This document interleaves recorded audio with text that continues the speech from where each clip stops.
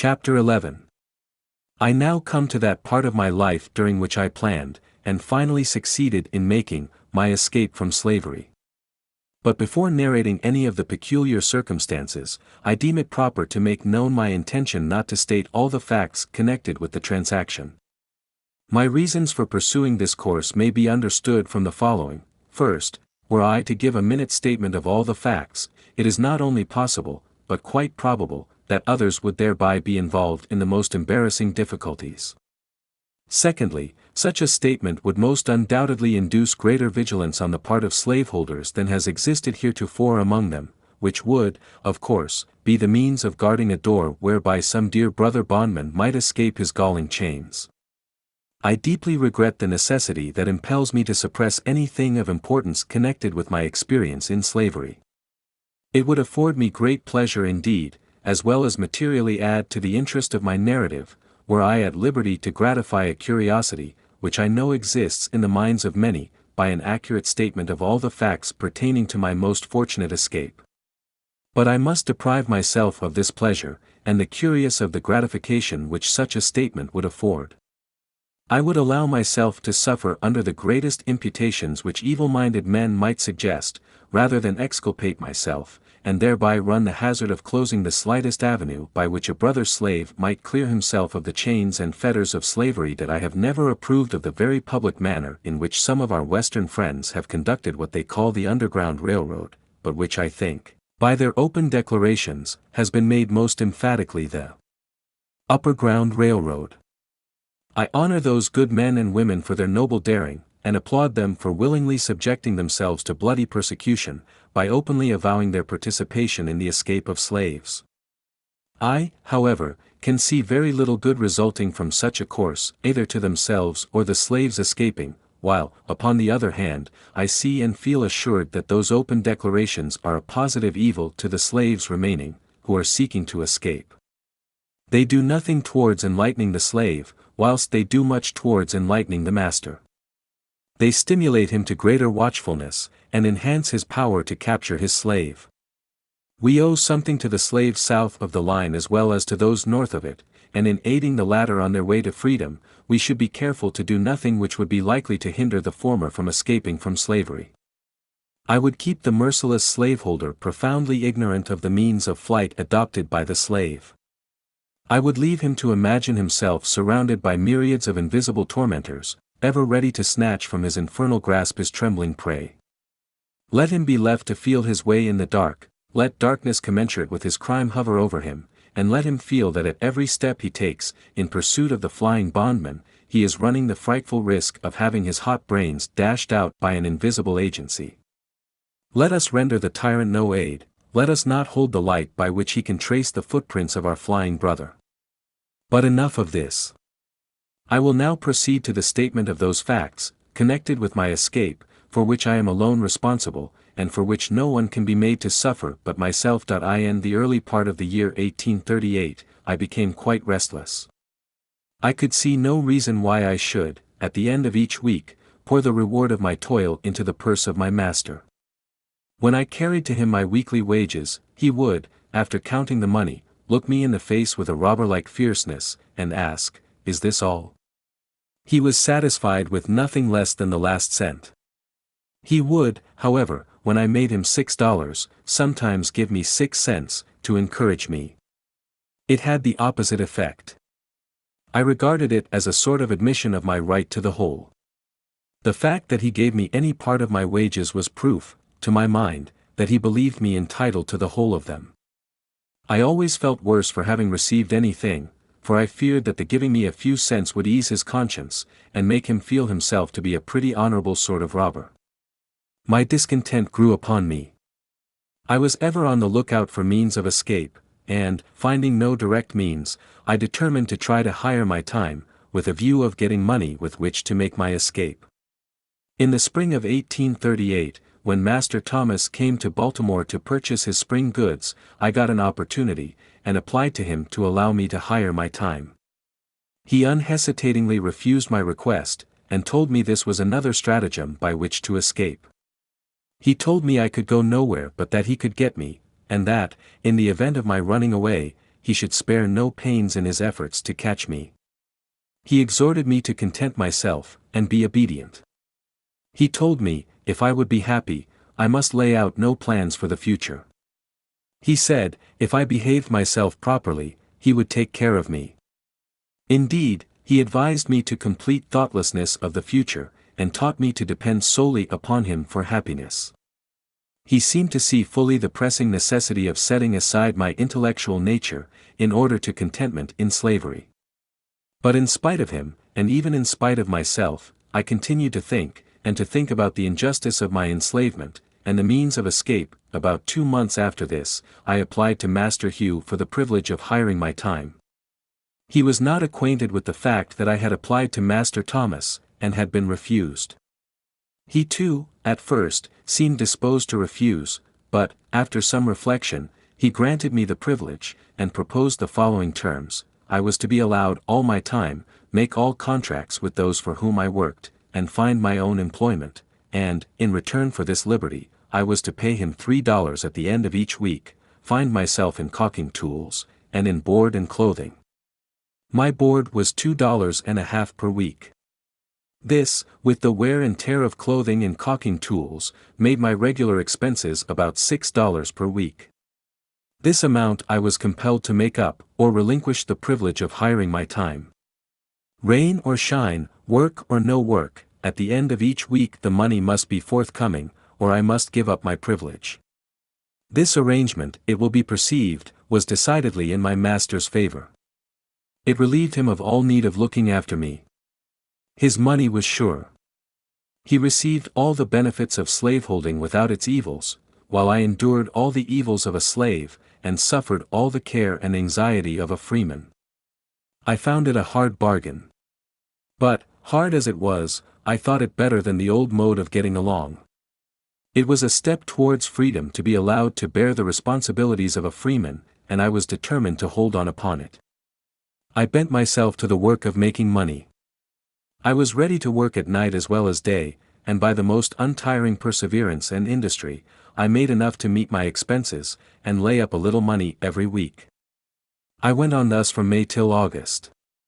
Master Hugh then refused to allow me to hire my time longer. The ground for his refusal was a failure on my part, one Saturday night, to pay him for my week's time. This failure was occasioned by my attending a camp meeting about 10 miles from Baltimore. During the week, I had entered into an engagement with a number of young friends to start from Baltimore to the campground early Saturday evening, and being detained by my employer, I was unable to get down to Master Hugh's without disappointing the company. I knew that Master Hugh was in no special need of the money that night. I therefore decided to go to camp meeting, and upon my return pay him the $3. I stayed at the camp meeting one day longer than I intended when I left. But as soon as I returned, I called upon him to pay him what he considered his due. I found him very angry, he could scarce restrain his wrath. He said he had a great mind to give me a severe whipping. He wished to know how I dared go out of the city without asking his permission. I told him I hired my time, and while I paid him the price which he asked for it, I did not know that I was bound to ask him when and where I should go. This reply troubled him, and, after reflecting a few moments, he turned to me, and said I should hire my time no longer, that the next thing he should know of, I would be running away. Upon the same plea, he told me to bring my tools and clothing home forthwith. I did so, but instead of seeking work, as I had been accustomed to do previously to hiring my time, I spent the whole week without the performance of a single stroke of work. I did this in retaliation. Saturday night, he called upon me as usual for my week's wages. I told him I had no wages, I had done no work that week. Here we were upon the point of coming to blows. He raved, and swore his determination to get hold of me. I did not allow myself a single word, but was resolved, if he laid the weight of his hand upon me, it should be blow for blow. He did not strike me, but told me that he would find me in constant employment in future. I thought the matter over during the next day, Sunday, and finally resolved upon the 3rd day of September, as the day upon which I would make a second attempt to secure my freedom. I now had 3 weeks during which to prepare for my journey. Early on Monday morning, before Master Hugh had time to make any engagement for me, I went out and got employment of Mr. Butler, at his shipyard near the drawbridge, upon what is called the city block, thus making it unnecessary for him to seek employment for me. At the end of the week, I brought him between $8 and $9. He seemed very well pleased, and asked why I did not do the same the week before. He little knew what my plans were. My object in working steadily was to remove any suspicion he might entertain of my intent to run away, and in this I succeeded admirably. I suppose he thought I was never better satisfied with my condition than at the very time during which I was planning my escape. The second week passed, and again I carried him my full wages, and so well pleased was he, that he gave me 25 cents, quite a large sum for a slaveholder to give a slave, and bade me to make a good use of it. I told him I would. Things went on without very smoothly indeed, but within there was trouble. It is impossible for me to describe my feelings as the time of my contemplated start drew near. I had a number of warm-hearted friends in Baltimore, friends that I loved almost as I did my life, and the thought of being separated from them forever was painful beyond expression. It is my opinion that thousands would escape from slavery, who now remain, but for the strong cords of affection that bind them to their friends. The thought of leaving my friends was decidedly the most painful thought with which I had to contend. The love of them was my tender point, and shook my decision more than all things else. Besides the pain of separation, the dread and apprehension of a failure exceeded what I had experienced at my first attempt. The appalling defeat I then sustained returned to torment me. I felt assured that, if I failed in this attempt, my case would be a hopeless one, it would seal my fate as a slave forever. I could not hope to get off with anything less than the severest punishment, and being placed beyond the means of escape. It required no very vivid imagination to depict the most frightful scenes through which I should have to pass, in case I failed. The wretchedness of slavery, and the blessedness of freedom, were perpetually before me. It was life and death with me. But I remained firm, and, according to my resolution, on the 3rd day of September, 1838, I left my chains, and succeeded in reaching New York without the slightest interruption of any kind. How I did so, what means I adopted, what direction I traveled, and by what mode of conveyance, I must leave unexplained, for the reasons before mentioned that I have been frequently asked how I felt when I found myself in a free state.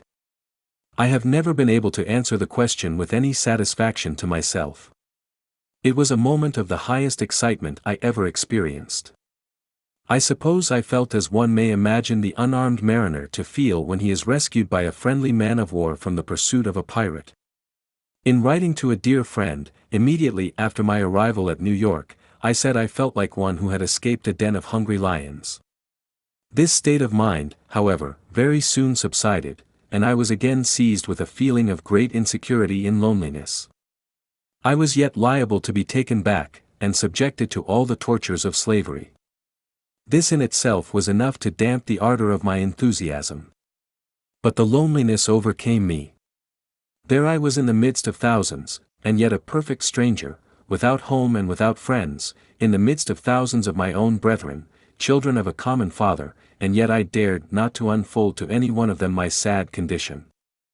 I was afraid to speak to any one for fear of speaking to the wrong one, and thereby falling into the hands of money-loving kidnappers, whose business it was to lie in wait for the panting fugitive, as the ferocious beasts of the forest lie in wait for their prey. The motto which I adopted when I started from slavery was this: trust no man. I saw in every white man an enemy, and in almost every colored man cause for distrust. It was a most painful situation, and, to understand it, one must needs experience it, or imagine himself in similar circumstances.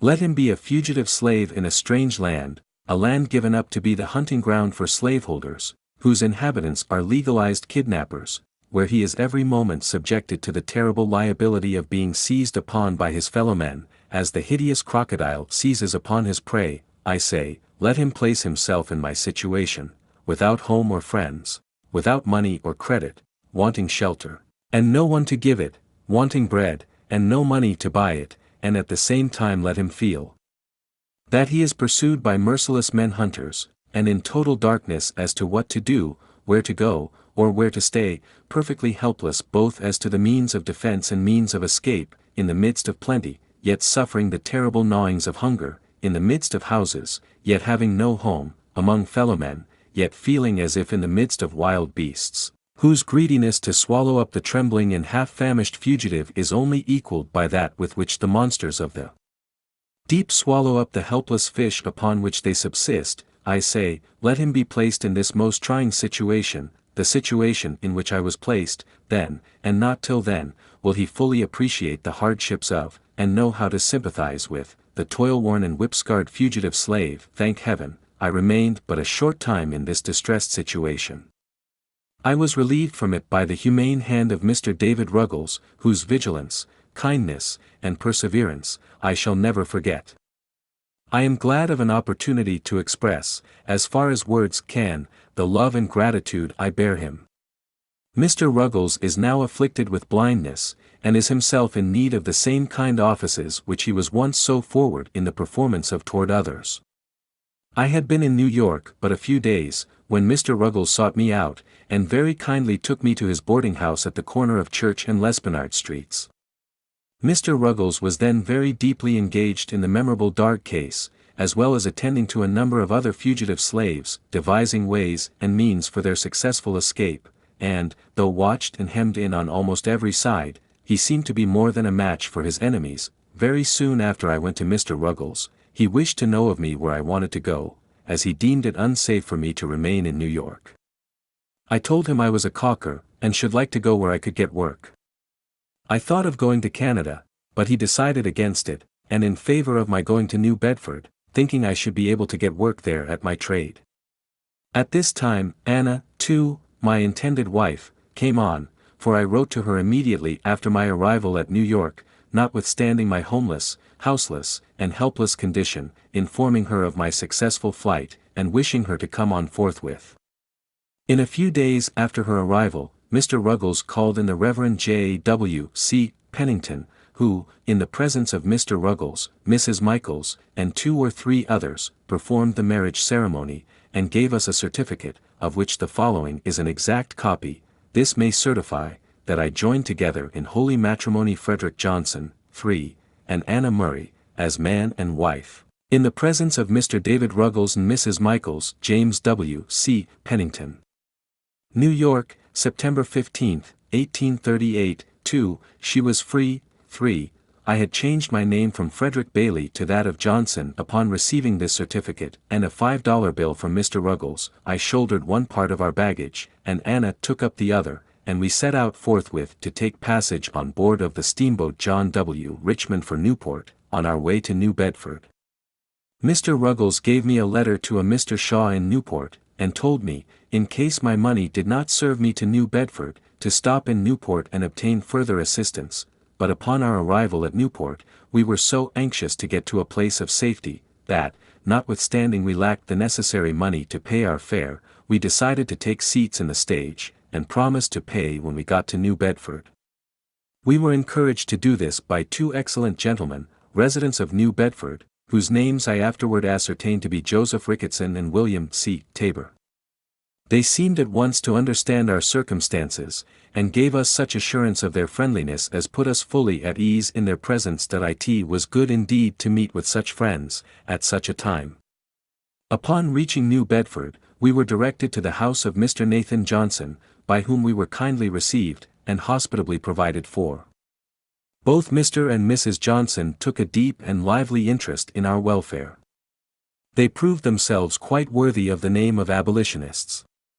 When the stage driver found us unable to pay our fare, he held on upon our baggage as security for the debt. I had but to mention the fact to Mr. Johnson, and he forthwith advanced the money that we now began to feel a degree of safety, and to prepare ourselves for the duties and responsibilities of a life of freedom. On the morning after our arrival at New Bedford, while at the breakfast table, the question arose as to what name I should be called by.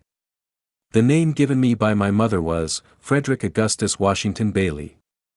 I, however, had dispensed with the 2 middle names long before I left Maryland, so that I was generally known by the name of Frederick Bailey. I started from Baltimore bearing the name of Stanley. When I got to New York, I again changed my name to Frederick Johnson, and thought that would be the last change. But when I got to New Bedford, I found it necessary again to change my name. The reason of this necessity was, that there were so many Johnsons in New Bedford, it was already quite difficult to distinguish between them. I gave Mr. Johnson the privilege of choosing me a name, but told him he must not take from me the name of Frederick. I must hold on to that, to preserve a sense of my identity. Mr. Johnson had just been reading The Lady of the Lake, and at once suggested that my name be Douglas. From that time until now I have been called Frederick Douglass, and as I am more widely known by that name than by either of the others, I shall continue to use it as my own. That I was quite disappointed at the general appearance of things in New Bedford. The impression which I had received respecting the character and condition of the people of the North, I found to be singularly erroneous. I had very strangely supposed, while in slavery, that few of the comforts, and scarcely any of the luxuries, of life were enjoyed at the North, compared with what were enjoyed by the slaveholders of the South. I probably came to this conclusion from the fact that Northern people owned no slaves. I supposed that they were about upon a level with the non-slaveholding population of the South. I knew they were exceedingly poor, and I had been accustomed to regard their poverty as the necessary consequence of their being non-slaveholders. I had somehow imbibed the opinion that, in the absence of slaves, there could be no wealth, and very little refinement. And upon coming to the North, I expected to meet with a rough, hard-handed, and uncultivated population, living in the most Spartan-like simplicity, knowing nothing of the ease, luxury, pomp, and grandeur of Southern slaveholders. Such being my conjectures, any one acquainted with the appearance of New Bedford may very readily infer how palpably I must have seen my mistake. In the afternoon of the day when I reached New Bedford, I visited the wharves, to take a view of the shipping. Here I found myself surrounded with the strongest proofs of wealth. Lying at the wharves, and riding in the stream, I saw many ships of the finest model, in the best order, and of the largest size. Upon the right and left, I was walled in by granite warehouses of the widest dimensions, stowed to their utmost capacity with the necessaries and comforts of life. Added to this, almost every body seemed to be at work, but noiselessly so, compared with what I had been accustomed to in Baltimore. There were no loud songs heard from those engaged in loading and unloading ships. I heard no deep oaths or horrid curses on the laborer. I saw no whipping of men, but all seemed to go smoothly on. Every man appeared to understand his work, and went at it with a sober, yet cheerful earnestness, which betokened the deep interest which he felt in what he was doing, as well as a sense of his own dignity as a man. To me this looked exceedingly strange. From the wharves I strolled around and over the town, gazing with wonder and admiration at the splendid churches, beautiful dwellings, and finely cultivated gardens, evincing an amount of wealth, comfort, taste, and refinement, such as I had never seen in any part of slaveholding Maryland. Everything looked clean, new, and beautiful. I saw few or no dilapidated houses, with poverty-stricken inmates, no half-naked children and barefooted women, such as I had been accustomed to see in Hillsborough, Easton, St. Michael's, and Baltimore. The people looked more able, stronger, healthier, and happier, than those of Maryland. I was for once made glad by a view of extreme wealth, without being saddened by seeing extreme poverty. But the most astonishing as well as the most interesting thing to me was the condition of the colored people, a great many of whom, like myself, had escaped thither as a refuge from the hunters of men. I found many, who had not been 7 years out of their chains, living in finer houses, and evidently enjoying more of the comforts of life, than the average of slaveholders in Maryland. I will venture to assert, that my friend Mr. Nathan Johnson, of whom I can say with a grateful heart, I was hungry, and he gave me meat, I was thirsty, and he gave me drink, I was a stranger, and he took me in, lived in a neater house, dined at a better table, took, paid for, and read, more newspapers, better understood the moral, religious, and political character of the nation, than 9/10 of the slaveholders in Talbot County, Maryland. Yet Mr. Johnson was a working man. His hands were hardened by toil, and not his alone, but those also of Mrs. Johnson. I found the colored people much more spirited than I had supposed they would be. I found among them a determination to protect each other from the bloodthirsty kidnapper, at all hazards. Soon after my arrival, I was told of a circumstance which illustrated their spirit. A colored man and a fugitive slave were on unfriendly terms. The former was heard to threaten the latter with informing his master of his whereabouts. Straightway a meeting was called among the colored people, under the stereotyped notice, "Business of importance." The betrayer was invited to attend. The people came at the appointed hour, and organized the meeting by appointing a very religious old gentleman as president, who, I believe, made a prayer, after which he addressed the meeting as follows: "Friends, we have got him here, and I would recommend that you young men just take him outside the door, and kill him." With this, a number of them bolted at him, but they were intercepted by some more timid than themselves, and the betrayer escaped their vengeance, and has not been seen in New Bedford since. I believe there have been no more such threats, and should there be hereafter, I doubt not that death would be the consequence. That I found employment, the third day after my arrival, in stowing a sloop with a load of oil. It was new, dirty, and hard work for me, but I went at it with a glad heart and a willing hand. I was now my own master. It was a happy moment, the rapture of which can be understood only by those who have been slaves. It was the first work, the reward of which was to be entirely my own. There was no Master Hugh standing ready, the moment I earned the money, to rob me of it. I worked that day with a pleasure I had never before experienced. I was at work for myself and newly married wife. It was to me the starting point of a new existence. When I got through with that job, I went in pursuit of a job of caulking, but such was the strength of prejudice against color, among the white caulkers, that they refused to work with me, and of course I could get no employment, for, finding my trade of no immediate benefit, I threw off my caulking habiliments, and prepared myself to do any kind of work I could get to do. Mr. Johnson kindly let me have his wood horse and saw, and I very soon found myself a plenty of work. There was no work too hard, none too dirty. I was ready to saw wood, shovel coal, carry wood, sweep the chimney, or roll oil casks, all of which I did for nearly 3 years in New Bedford, before I became known to the anti-slavery world, for, I am told that colored persons can now get employment at caulking in New Bedford, a result of anti-slavery effort that I in about 4 months after I went to New Bedford, there came a young man to me, and inquired if I did not wish to take the Liberator. I told him I did, but, just having made my escape from slavery, I remarked that I was unable to pay for it then. I, however, finally became a subscriber to it. The paper came, and I read it from week to week with such feelings as it would be quite idle for me to attempt to describe. The paper became my meat and my drink. My soul was set all on fire. Its sympathy for my brethren in bonds, its scathing denunciations of slaveholders, its faithful exposures of slavery, and its powerful attacks upon the upholders of the institution, sent a thrill of joy through my soul, such as I had never felt before. I had not long been a reader of the Liberator, before I got a pretty correct idea of the principles, measures and spirit of the anti-slavery reform. I took right hold of the cause. I could do but little, but what I could, I did with a joyful heart, and never felt happier than when in an anti-slavery meeting. I seldom had much to say at the meetings, because what I wanted to say was said so much better by others. But, while attending an anti-slavery convention at Nantucket, on the 11th of August, 1841, I felt strongly moved to speak, and was at the same time much urged to do so by Mr. William C. Coffin, a gentleman who had heard me speak in the colored people's meeting at New Bedford. It was a severe cross, and I took it up reluctantly. The truth was, I felt myself a slave, and the idea of speaking to white people weighed me down. I spoke but a few moments, when I felt a degree of freedom, and said what I desired with considerable ease. From that time until now, I have been engaged in pleading the cause of my brethren. With what success, and with what devotion, I leave those acquainted with my labors to decide.